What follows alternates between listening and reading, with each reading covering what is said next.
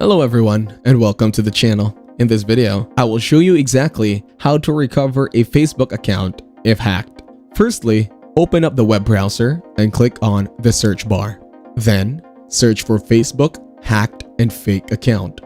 Now open up the first link that appears after the search.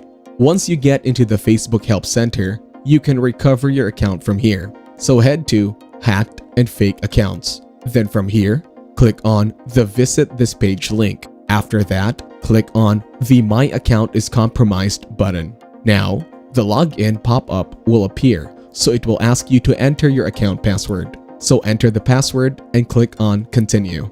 To quickly log in with your account, hit Continue. To reset your password, choose the way you want to reset it. So you can choose via email, Facebook notifications, or Google account options.